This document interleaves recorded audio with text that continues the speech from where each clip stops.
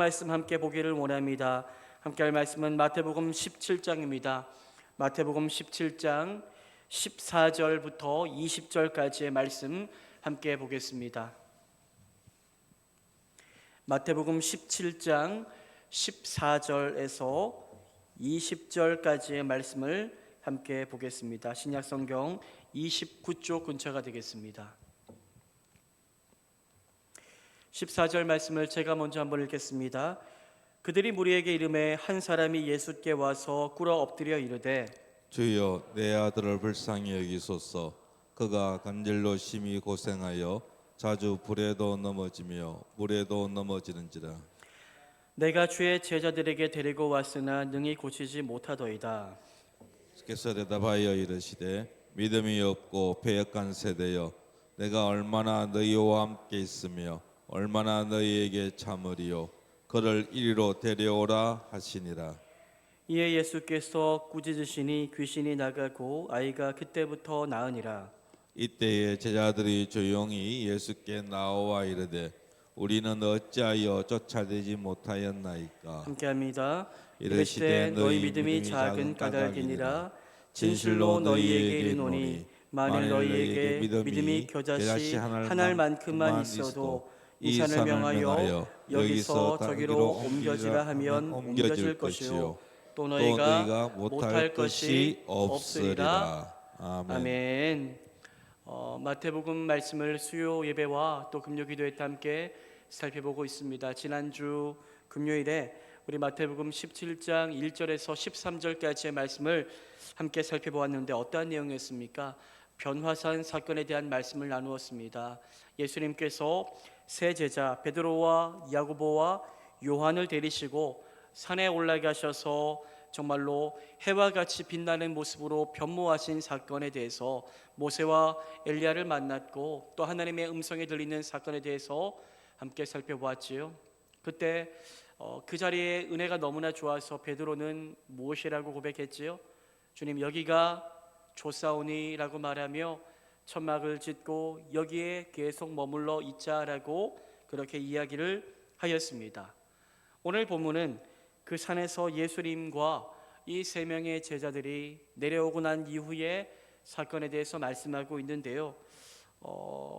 산 위에 올라갔을 때에 아래에서 무슨 일이 일어난 것 같습니다.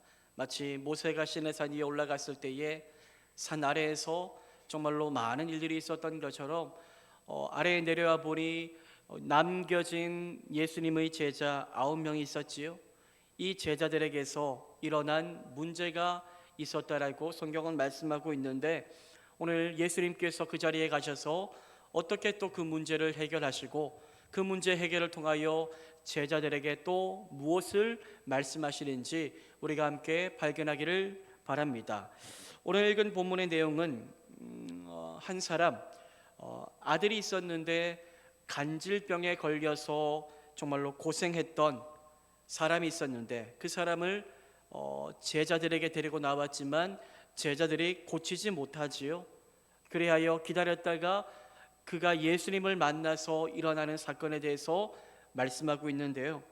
오늘 본문의 내용은 마태복음 오늘 우리가 읽은 이 말씀에만 기록되어 있지 않고 마가복음과 누가복음 이 공간 복음서에 모두 다 기록이 되어 있습니다. 오늘 우리가 함께 읽은 마태복음은 조금 디테일하지 않습니다. 다른 복음서에 비해서 누가복음 같은 경우는 조금 더 디테일하고 상세하고 이렇게 말씀을 이야기하고 있다면 오늘 본문의 배경에 대해서 마태복음은 그렇게 많은 정보를 주지는 않는데 그저 예수님과 세 제자가 변화산에서 내려온 후에 있었던 하나의 사건으로만 기록한 것에 반해서 마가복음은 그 당시 그때 있었던 상황과 내용에 대해서 조금 더 구체적으로 이야기를 하고 있고 누가복음은 그 시점에 대해서도 정확하게 정보를 전달해 주고 있습니다. 누가복음의 기록에 의하면 예수님과 이 세 제자가 산에서 내려온 때는 그 다음 날 산에 올라가신 후에 그 다음 날에 있었던 사건이었으며 또 마가복음의 기록에 의하면 예수님께서 산에서 내려오셨을 때에 큰 무리가 제자들을 그렇게 애워싸고 있었습니다. 큰 무리가 남은 이 산 아래서의 9명의 제자들을 둘러싸고 있었고, 그 속에서 제자들은 누군가와 변론하고 있었는데 서기관들과 변론하고 있었다라고 말씀하고 있습니다. 그렇다면 무엇 때문에 제자들은 그들과 변론하며 논쟁을 벌이고 있었을까요? 아마 이 9명의 남겨진 제자들이 예수님이 없을 때에 간질병에 걸린 아이를 한 아버지가 데리고 왔는데 고치지 못한 겁니다. 고치지 못한 것으로 인하여 호시탐탐 예수님과 그 제자들의 약점을 찾던 유대 종교 지도자들이 그것을 이유로 삼아서 공격을 하고 있었던 것으로 보여집니다. 이러한 당황스럽고 힘겨운 그 시간, 그들은 땀을 뻘뻘 흘리고 있었을 텐데 그때 누가 찾아옵니까? 예수님께서 산 위에서 산내로 내려오셔서 그 문제의 자리에 찾아오신 사건을 오늘 성경은 기록하고 있습니다. 예수님께서 무리들이 있는 곳을 찾아오셨을 때에 그때에 또 한 사람이 예수님을 찾아오지요. 예수님께 나와 무릎을 꿇어 엎드려서 예수님께 제발 내가 청하는 것을 들어달라고 부탁을 합니다. 어떤 부탁을 합니까? 어떤 사람입니까? 마태복음 17장 15절인데요. 우리 15절 말씀을 함께 한번 읽어보겠습니다. 시작. 주여 내 아들을 불쌍히 여기소서. 그가 간질로 심히 고생하여 자주 불에도 넘어지며 물에도 넘어지는지라. 간질로 인해서 너무나도 고생하며 살고 있는 아들을 가진 한 아버지가 예수님 찾아온 겁니다. 예수님께 나오자마자 무릎을 꿇고 부탁을 하고 있습니다. 제발 우리 아들 이 간질병에서 좀 낫게 해달라고 예수님 앞에 도움을 요청한 거죠. 간질은 발작적으로 경련을 하며 의식을 상실하는 것과 같은 증상을 일으키는 뇌의 질환을 말하는데요. 그 당시에 이러한 간질이 오면은 의학 기술도 없었기 때문에 나을 수 있는 길이 많이 없었겠지요. 죽을 날만 바라며 그렇게 고통스러운 삶을 살아가야 하였을 것입니다. 이러한 견딜 수 없는 고통의 시간을 아들이 겪어야만 하니 아버지는 그 아들의 모습을 차마 정말로 눈뜨고 볼 수가 없어서 정말로 지푸라기로도 잡고자 하는 심정을 가지고 예수님 앞에 나와 무릎을 꿇고 빌고 있습니다. 간절한 마음으로 예수님께 나온 것입니다. 마가복음을 보면 이 아들의 간질은 귀신으로부터 왔다라고 말씀하는데요. 귀신이 들려 찾아왔다라고 말씀하고 있고, 또 오늘 우리가 읽은 본문에도 17장 18절에도 예수님이 꾸짖으시니 그 아들에게서 귀신이 나갔다라고 하는 말씀을 보아서 이 아들이 간질로 고생하는 것은 귀신의 소행임을 우리는 알게 됩니다. 귀신 들린 아들은 절제하지를 못합니다. 스스로 자기를 컨트롤하는 삶을 살지 못했습니다. 한번 발작이 일어나면 물불을 가리지 않습니다. 물에도 뛰어들고 불에도 뛰어드는, 그래서 잠시라도 정말로 혼자 둘 수 없는 그러한 상황 가운데 늘 살았던 거지요. 마가복음과 누가복음은 보다 구체적인 정보를 우리에게 알려다 주는데요. 이 아들은 외아들이었습니다. 이 아버지의 귀한 외아들이었고, 이 아들은 귀신에 사로잡혀 말조차 하지 못하는 심각한 상태였으며, 또 날마다 괴롭게 부르짖으며 경련이 일어나 거꾸러져 거품을 흘리고 이를 갈며 너무나도 정말로 고통을 많이 당한 탓에 몸이 상할 대로 상한 상태였다라고 성경은 우리에게 알려줍니다. 그래서 이 아들의 아버지는 제발 이 외아들, 나의 하나밖에 없는 아들이 낫기를 바라는 마음을 가지고 지금까지 수많은 의사를 찾고 어떻게 해서든지 낫게 하려고 했는데 안 됩니다. 이제 마지막 정말로 심정으로 누구를 찾아왔습니까? 예수님을 찾아왔습니다.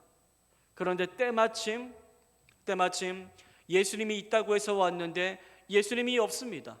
예수님이 없었고 예수님은 산에 올라가셨고 예수님의 남겨진 제자들이 있었는데 그 제자들에게 자신의 아들을 맡겼으나 능히 제자들이 그 병을 고치지 못한 상황이었습니다. 그래야 말로 다 하지 못할 실망감을 아버지는 느꼈고 이제 정말로 포기해야 되나 라는 마음이 찾아왔겠지요. 하지만 그는 끝까지 포기하지 않고 그래도 기다려보자, 예수님은 다르겠지라는 마음을 가지고 포기하지 않고 예수님을 끝까지 기다렸다가 예수님이 오시자 곧바로 예수님 앞으로 나와 무릎을 꿇고 제발 내 아들을 고쳐달라고 도움을 요청하였습니다. 참 조금 안타까운 것은 무엇입니까? 예수님의 제자들이 이 남겨진 제자들이 이 아이를 고쳤다면 참 좋았을 텐데 안타깝게도 예수님의 제자들은 예수님이 없을 때에 예수님처럼 그 병을 능히 고치지 못했습니다. 이미 예수님은 제자들에게 주신 게 있죠. 무엇을 주셨습니까? 귀신을 쫓아내며 병을 고칠 능력을 이미 주셨고 그 권세와 능력을 이미 받은 제자들 아닙니까? 그런데 예수님이 없자 그 모든 것들을 온전히 발휘하지 못하였던 것이지요. 마태복음 10장 1절인데요. 10장 1절은 분명히 말씀하고 있는데 우리 함께 한번 읽어보겠습니다. 시작. 예수께서 그의 12제자를 부르사 더러운 귀신을 쫓아내며 모든 병과 모든 약한 것을 고치는 권능을 주시니라. 아멘. 우리가 17장을 읽고 있는데 이미 10장에 무엇을 받았습니까? 12제자를 부르셨고 그들에게 더러운 귀신을 쫓아내며 모든 병과 모든 약한 것을 고치는 무엇을 주셨다고요? 권능을 주셨다라고 이미 말씀하고 있지요. 예수님은 그들에게 권능 주셨습니다. 또 제자들은 그 받은 권능 가지고 실제로 삶의 자리에 나아가 예수님처럼 이러한 권능을 행사하기도 하였었지요. 이전에 그런 경험들이 있습니다. 그런데 오늘 그 현장에서 제자들은 이전처럼 예수님께 받은 그 권능을 가지고 멋지게 그 권능을 발휘하여 그 병든 자를 고치지 못하였습니다. 예수 이름으로라고 말했겠지요. 그런데 그런 기적이 이전처럼 일어나지 않은 것입니다. 낭패였죠. 여러분 얼마 전 예수님께서 이제 우리 16장 우리 신앙을 고백하고 난 이후에 그 고백을 들으시고 예수님이 이제 자꾸 무슨 얘기 하셨습니까? 내가 이제 너희 떠날 거다.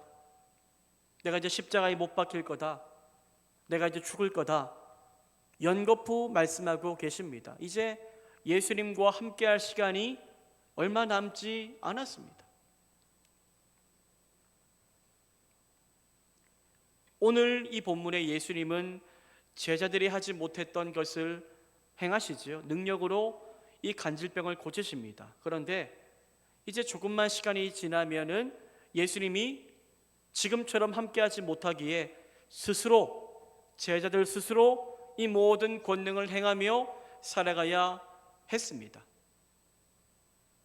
하지만 이 중요한 시기, 이제 예수님이 십자가에 달릴 그 시간이 얼마 남지 않았는데 이 중요한 시기에 여전히 제자들은 성장하고 있습니까?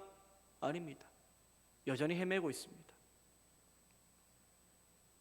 예수님께 받은 영적 권세의 능력을 온전히 발휘는커녕 이전보다 못한 모습으로 살아가고 있습니다.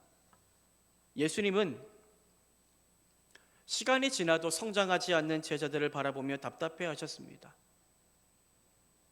그래서 이렇게까지 말씀하시지요. 마태복음 17장 17절인데요. 이렇게 말씀하십니다. 예수께서 대답하여 이르시되 믿음이 없고 패역한 세대여 내가 얼마나 너희와 함께 있으며 얼마나 너희에게 참으리요 그를 이리로 데려오라 하시니라. 예수님은 물론 따뜻할 때도 있었지만 예수님은 단호하실 때도 있었지요. 단호하게 나무라시고 정말로 진리를 온전히 가르쳐야 될 때는 단호하게 말씀하셨는데 오늘 조금 제자들을 꾸짖으시며 단호하게 말씀하십니다. 어떻게까지 말씀하십니까? 믿음이 없고 패역한 세대여라고까지 말씀하십니다. 예수님은 답답하셨습니다. 내가 얼마나 너희와 함께 있으며 얼마나 너희에게 참으리요 라고 말씀하시며 얼마나라는 말을 2번이나 반복하십니다. 이제 얼마 남지 않았다는 것입니다. 그런데 여전히 제자리구나 라고 말씀하시며 너무나도 답답함을 표현하십니다. 예수님의 소원이 한 가지 있는데 제자를 세우시고 그 세운 제자들이 믿음 안에 잘 성장하기를 바라셨습니다. 성장. 예수님은 이 제자들이 제자다운 사람으로 성장하고 믿음을 어떠한 위기 속에서도 흔들림 없이 반응하며 나아가는 인생이 되기를 원했는데 그런데 여전히 그런 성장이 보이지 않아 예수님은 마음이 답답하셨던 것입니다. 조금 잘하는가 싶더니 금세 또 제자리로 돌아간 그 신앙 때문에 마음이 너무나 답답하셨습니다. 그래서 예수님은 제자들의 이러한 믿음 없음을 다시 또 회복시켜 주시고자 오늘 간질병에 걸린 그 아이를 고치신 후에 이 간질병 자체가 오늘 본문의 메인 아이디어는 아닙니다. 간질병을 고치신 그 사건 이후가 문제인데요. 이후에 제자들에게 너희들은 왜 못했느냐? 너희들의 문제는 무엇인가에 대해서 알려주십니다. 예수님은 너희들이 하지 못했던 고치지 못했던 그 아이 간질 들린 아이를 데려오라고 말씀하십니다. 예수님의 간질 들린 아이를 향해 꾸짖으시니 그 아이에게서 귀신이 나가게 되었고 그때부터 그 아이가 낫게 되었다라고 성경은 말씀합니다. 제자들은 안 되었는데 예수님은 되었습니다. 무엇이 다른 것일까요? 무엇이 이러한 차이를 만들어 내었던 것일까요? 무리들 앞에서 여러분들 예수님께서 많은 사람들 앞에서 예수님께서 이 사람을 낫게 하자 제자들이 조금 부끄러웠던 것 같습니다. 우리는 못했는데 많은 사람들 앞에서 예수님이 능히 이 병을 고치자 조금 부끄러워서 그래서 무리가 떠난 후에 그 자리에서 묻지는 못하고 조용한 곳으로 가서 예수님께 이렇게 묻습니다. 마태복음 17장 19절에 이렇게 말씀합니다. 이때에 제자들이 조용히 예수께 나와 이르되 우리는 어찌하여 쫓아내지 못하였나이까? 제자들은 우리는 어찌하여 쫓아내지 못했습니까? 라고 묻습니다. 예수님은 하셨는데 우리도 예수님께 배운 것 그대로 했는데 왜 예수님은 되고 우리는 안 되는 겁니까? 이 실패의 원인, 이유가 무엇입니까? 라고 묻고 있습니다. 예수님이 그때 그 질문을 받으시고 정확한 이유, 정확한 팩트를 말씀하시는데요. 너희들이 실패한 이유는 이것 때문이다 라고 말씀하십니다. 무엇 때문입니까? 너희들의 믿음 때문이다 라고 말씀하시는데요. 마태복음 17장 20절 말씀, 예수님께서 어떤 말씀을 하셨는지 함께 한번 읽어보겠습니다. 시작. 이르시되 너희 믿음이 작은 까닭이니라. 진실로 너희에게 이르노니 만일 너희에게 믿음이 겨자씨 한 알만큼만 있어도 이 산을 명하여 여기서 여기서 저기로 옮겨지라 하면 옮겨질 것이요 또 너희가 못할 것이 없으리라. 예수님은 여러분들 어떠한 이유 때문에 너희들은 나처럼 이 사람을 낫게 하지 못하였다라고 말씀하십니까? 너희 믿음이 작기 때문이다 라고 말씀하십니다. 믿음의 문제다라고 말씀하십니다. 어떠한 행동, 제스처, 어떠한 의식, 이 문제가 아니라 그 모든 것에 담긴 믿음이 문제인데, 믿음이 뭐하기 때문입니까? 작기 때문이다라고 말씀하고 있지요. 예수님은 너희 믿음이 작다라고 말씀하십니다. 그래서 안 된 거다라고 말씀하십니다.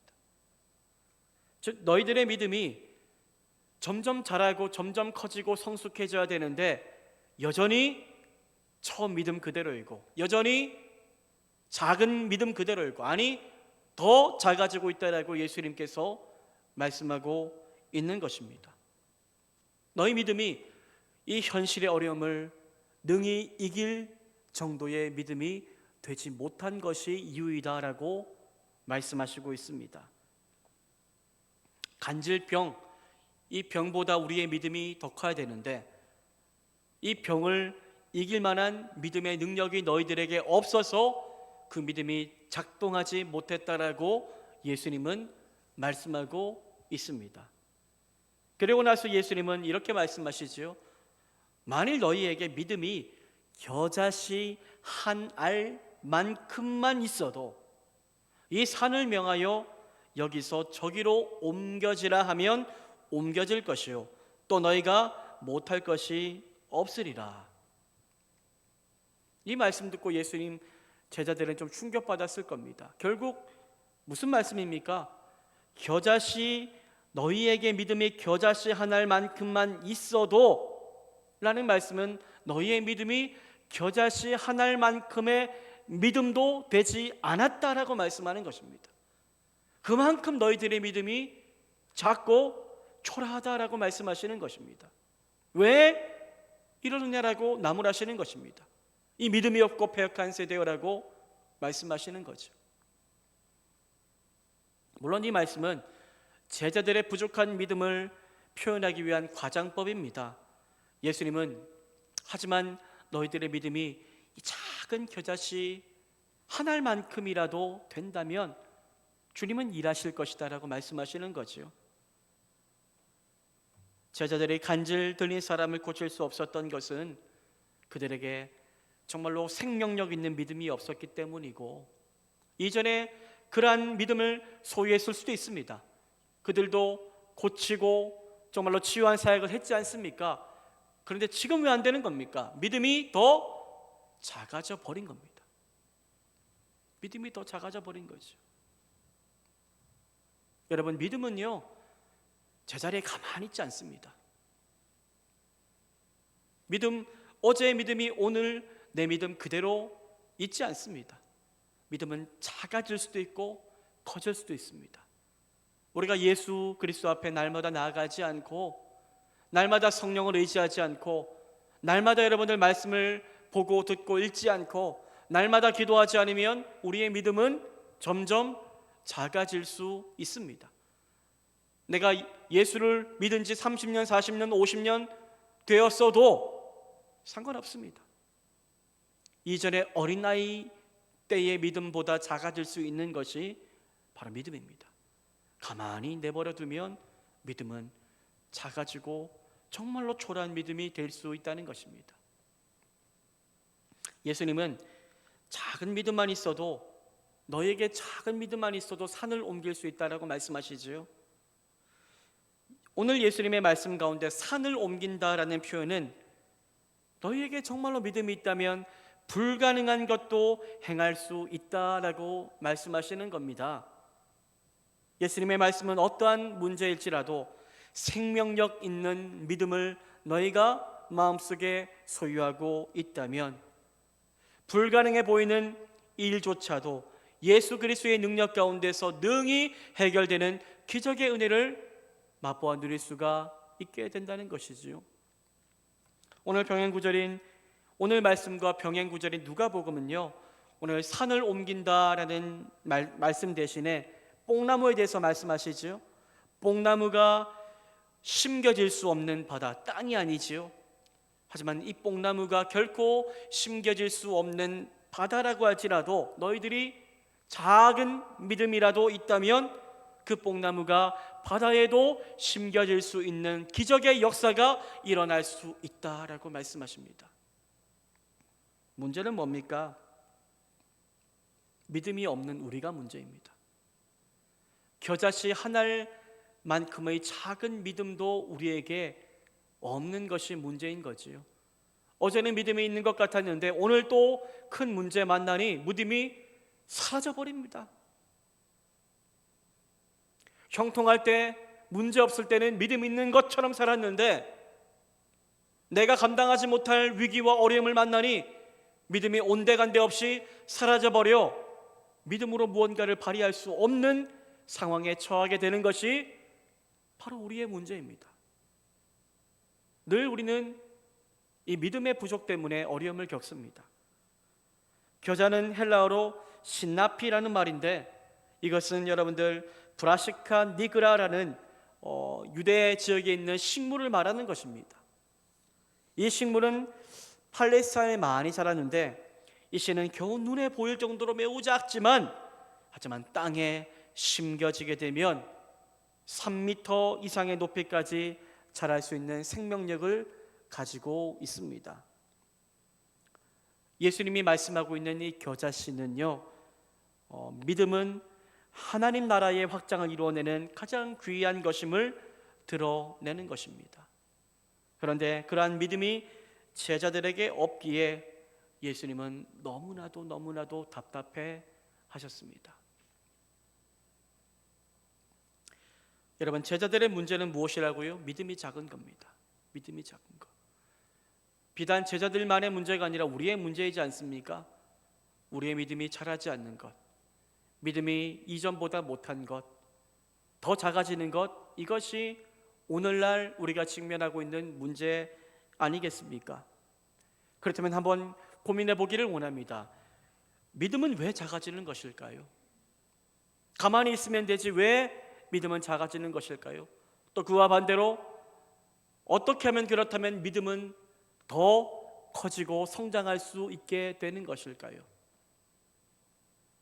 오늘 읽은 마태복음 본문과 병행되는 마가복음은요, 믿음이 없는 제자들, 이 병든 자를 낫지 못하게 했던 믿음이 없었던 제자들에게 예수님께서 무엇인가를 요구하시는 모습이 나오는데요.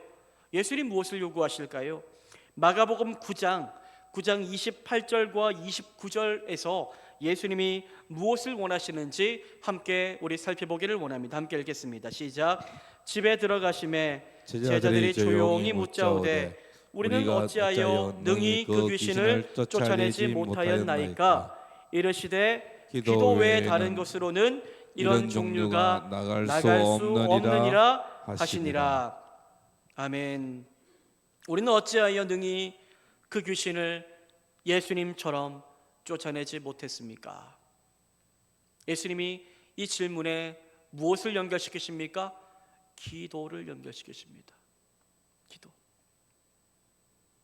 우리가 좀 새벽마다 누가복음을 보고 있는데 누가복음 보면요, 예수님이 기도하는 장면이 아주 많이 나오는데요. 예수님이 기도하는 장면, 12제자를 세우시기 전에 밤이 새도록 예수님께서 기도하시고 12제자를 세우셨다라는 말씀도 나오고, 예수님이 중요한 일을 앞두고 무엇을 하셨다라고 기록되어 있습니까? 기도하셨다라고 기록되어 있습니다. 기도하셨다. 예수님은 완전하신 분이십니다. 예수님은 하나님의 뜻을 다 알고 있는 하나님 그 자체이십니다. 그런데 예수님은 무엇을 하십니까? 무슨 일을 만나든 기도하는 삶을 놓지 않으셨습니다. 그것이 예수님이 하나님의 뜻 가운데 벗어나지 않고 끝까지 주의 길을 갈 수 있었던 이유였고, 예수님이 날마다 은혜 충만, 성령 충만할 수 있는 이유는 바로 기도를 통하여 영적으로 하나님 앞에 교통하는 삶을 사셨기 때문입니다.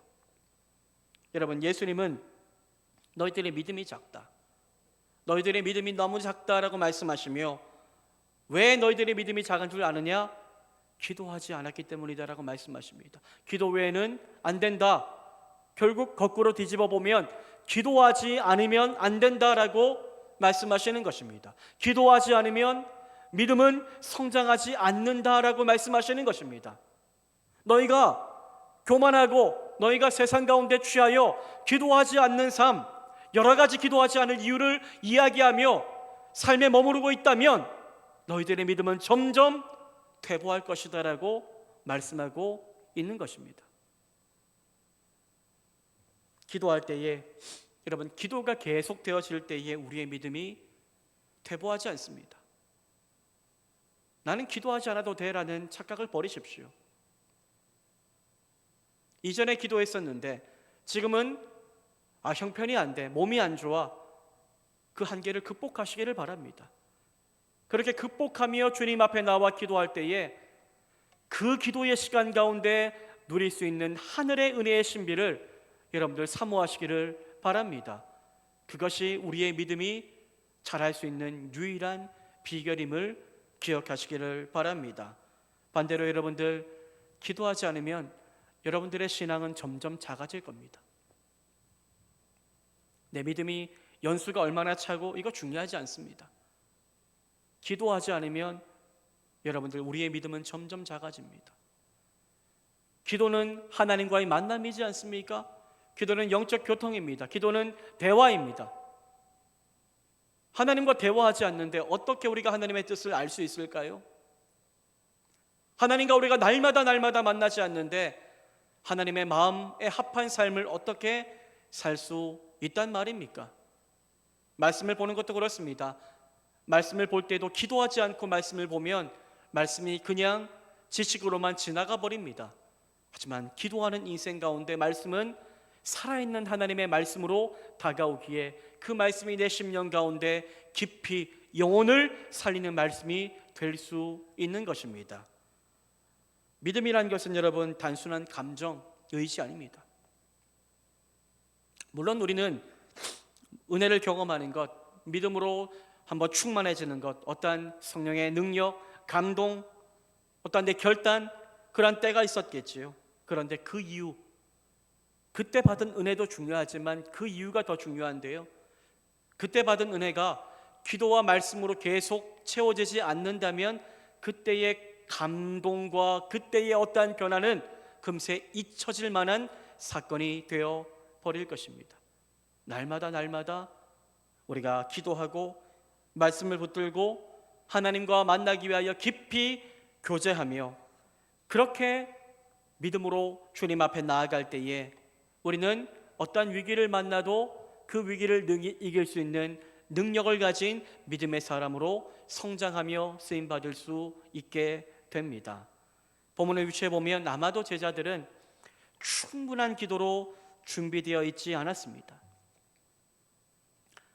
이들은 여러분들, 예수님이 마지막 날 정말로 십자가에 못 박혀 죽으시기 전날 밤 정말로 핏방울이, 땀방울이 정말로 피와 같이 흘리는 그때에도 그들은 뭐 했습니까? 기도하지 못했고 잠들어 있었고 정말로 어리석은 길을 택하며 살았지 않습니까? 그들은 기도로 충만하지 못했기 때문에 오늘 본문에서도 귀신을 능히 쫓아내지 못했습니다. 여러분, 믿음은요 절대로 저절로 자라지 않습니다. 믿음은요, 물론 우리가 구원받는 믿음은 하나님의 은혜이고 선물입니다. 그렇죠? 내가 한 게 없습니다. 하나님이 성령을 통하여 내게 믿음 주셔서 그 믿음의 고백으로 말미암아 우리가 구원받아 하나님의 그 자녀됨을 누리게 되었지만, 하지만 이후에 칭의의 단계 이후에 우리는 성화의 삶을 살아가야 되는데, 그때 우리 가운데 하나님께서 요구하시는 것이 무엇입니까? 말씀과 기도, 특별히 오늘 본문의 기도함을 통하여 성화를 이루어가라고 우리 가운데 요구하십니다. 여러분, 믿음이 자라기를 원하십니까? 기도하시기를 바랍니다. 기도의 자리를 절대로 놓지 마시기를 바랍니다. 한번 기도의 끈을 놓아버리면 다시 기도의 자리에 오기가 쉽지 않습니다. 한번 무슨 일이 있어서 내가 기도하지 못한 시간을 가졌다면 다시 그 기도의 자리에 매일 일상적으로 나아가는 것이 쉽지 않다는 것입니다. 믿음은 기도를 통해 자라납니다. 기도하는 가운데 하나님과의 영적인 교제를 누리며 성령 안에서 하나님이 얼마나 위대하고 놀라운 분이신지를 깨닫게 되고, 그리하여 그 믿음 가운데 우리는 모든 삶의 어려움을 믿음으로 맡기며 능히 이기며 그렇게 믿음이 점점 자라가게 되는 것입니다. 여러분, 말씀을 정리합니다. 우리의 믿음이 날마다 자라기를 소망합니다. 예수님이 오시는 그날까지 예수 그리스도의 장성한 분량이 충만한 그 상태에 이르기까지 예수님처럼 되기를 갈망하고 예수님 닮아가기를 소망하며 믿음 성장의 은혜를 부어달라고 날마다 소망하며 살아가시기를 바랍니다. 그런데 믿음은 어떻게 하면 성장합니까? 믿음은 여러분들 절대로 제자리에 가만히 있지 않습니다. 믿음은 자라든지 퇴보하든지 둘 중에 하나밖에 없습니다.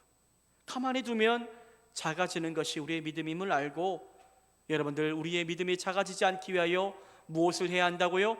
오직 기도 외에는 다른 이유가 없다라고 말씀하신 예수님의 말씀을 기억하며, 혹시나 기도가 식어져 있다면 기도의 불씨를 다시 한번 살려보시기를 바랍니다. 기도의 습관이 이전과 같지 못하다면 다시 내 몸을 쳐서 복종시키며 기도하는 삶에 여러분들의 인생을 한번 걸어보시기를 바랍니다. 그래야 할 때 하나님이 얼마나 놀란 그 믿음의 복을 부어주시는지 기대하고 소망해 보시기를 바랍니다. 믿음이 커질 수 있는 방법은 날마다 기도하는 겁니다. 날마다 기도함으로 주님을 만나고 누리며 그 안에서 믿음이 자라 정말로 주님의 역사를 경험하는 것밖에 없다는 사실을 기억하며, 하나님, 제가 믿음의 자리에 나오겠습니다. 그런데 믿음의 자리에 나오는 것으로 만족하지 말고요, 잠깐 기도하고 돌아가는 것으로 만족하지 말고 정말로 깊이 있게 주님을 만나 내 신앙이 성장할 때까지의 기도를 할 수 있는 그 기도의 비밀을 알게 주님 도와달라고 우리 간절히 고백하며, 마지막 생명 다할 때까지, 내가 정말로 숨쉬지 못하는 그 순간까지 영적으로 주님과 호흡하며 기도하며 살아갈 수 있는, 사랑하는 우리 귀한 모든 성장하는 주의 백성들 다 되시기를 주님의 이름으로 축복합니다. 이 시간 우리 함께 오늘 주신 말씀을 기억하며 한번 결단하며 기도하기를 원합니다.